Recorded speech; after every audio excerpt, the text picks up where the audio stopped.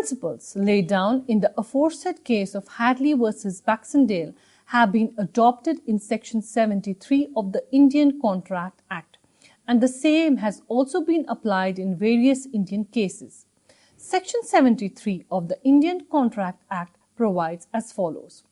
When a contract has been broken, the party who suffers by such breach is entitled to receive from the party who has broken the contract compensation for any loss or damage caused to him thereby, which naturally arose in the usual course of things from such breach, or which the parties knew, when they made the contract, to be likely to result from such breach.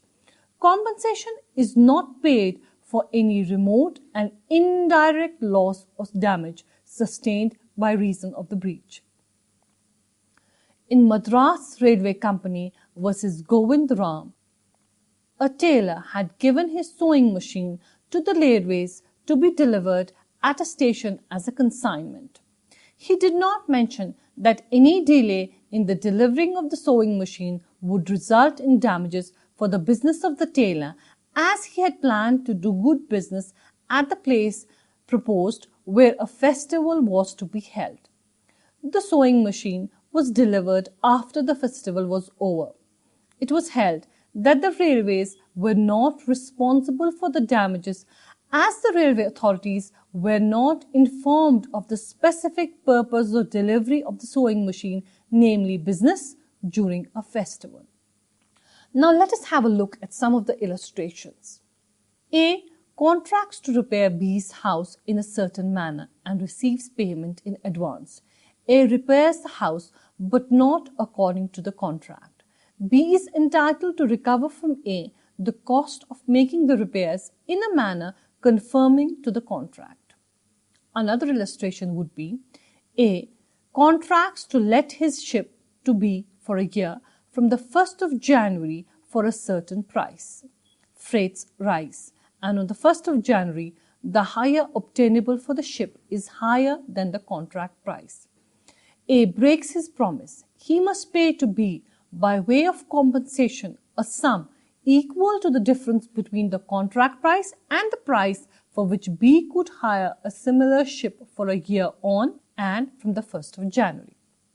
Another illustration would be A contracts to supply B with a certain quantity of iron at a fixed price, being a higher price than that for which A could procure and deliver the iron.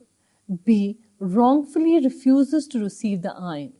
B must pay to A by way of compensation the difference between the contract price of the iron and the sum for which A could have obtained and delivered it.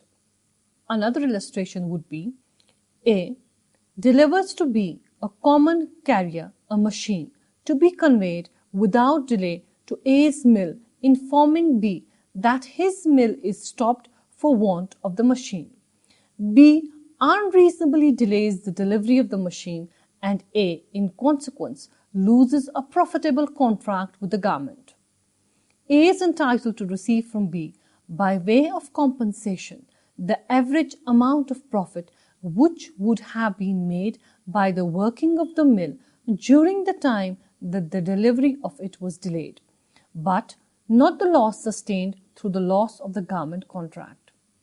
Another illustration would be A, having contracted with B to supply B with 1,000 tons of iron at 100 rupees a ton to be delivered at a stated time, contracts with C for the purchase of 1,000 tons of iron at 80 rupees a ton, telling C that he does so for the purpose of performing his contract with B. C fails to perform his contract with A, who cannot procure other iron, and B, in consequence, rescinds the contract. C must pay A 20,000 rupees, being the profit which A would have made by the performance of his contract with B.